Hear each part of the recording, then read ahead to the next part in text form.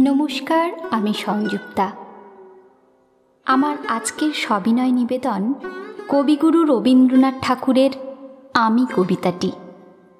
আসলে এই আমি কে? এই প্রশ্নের উত্তর খুঁজতে আমরা জীবনের অনেক ধাপ পাড়ি দিই। কবিগুরুর এই কবিতায় নিজেকে খোঁজার রয়েছে এক অনন্য প্রচেষ্টা। চলুন শোনা যাক। আমারই চেতনার রঙে পান্না হলো সবুজ, চুনি উঠল রাঙা হয়ে। আমি চোখ মেললুম আকাশে, জ্বলে উঠল আলো পূবে পশ্চিমে। গোলাপের দিকে চেয়ে বললুম, সুন্দর সুন্দর হলো সে।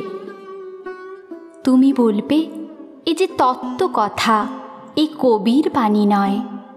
আমি বলবো, এ সত্য, তাই এ কাব্য। এ আমার অহংকার, অহংকার সমস্ত মানুষের হয়ে। মানুষের অহংকার পটেই বিশ্বকর্মার বিশ্বশিল্প। তত্ত্বজ্ঞানী জপ করছেন নিঃশ্বাসে প্রশ্বাসে, না না না, না পান্না, না চুনি, না আলো, না গোলাপ, না আমি, না তুমি। ওদিকে অসীম যিনি, তিনি স্বয়ং করেছেন সাধনা মানুষের সীমানায়। তাকেই বলে আমি। সেই আমির গহনে আলো আঁধারের ঘটল সঙ্গম, দেখা দিল রূপ, জেগে উঠল রস।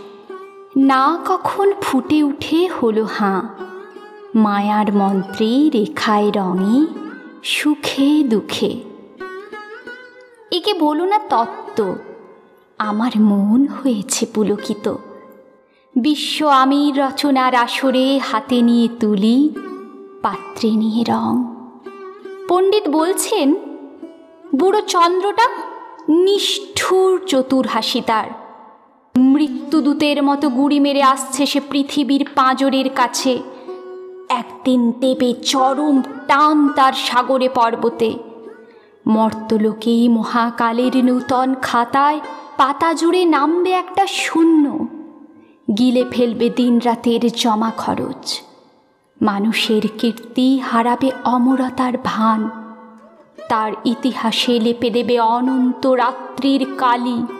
মানুষের যাবার দিনের চোখ বিশ্ব থেকে নিকিয়ে নেবে রং, মানুষের যাবার দিনের মন ছানিয়ে নেবে রস।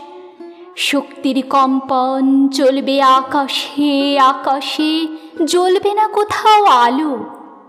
বিনাহীন সভায় যন্ত্রীর আঙুল নাচবে, বাজবে না সুর।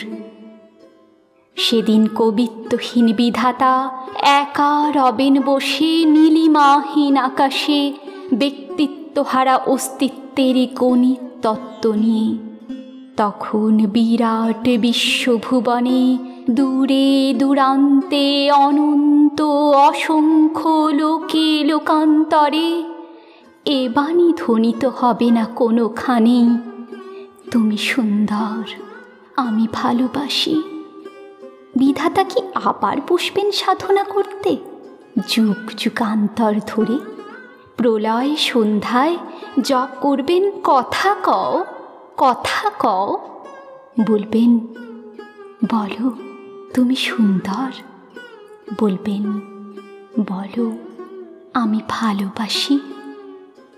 ধন্যবাদ।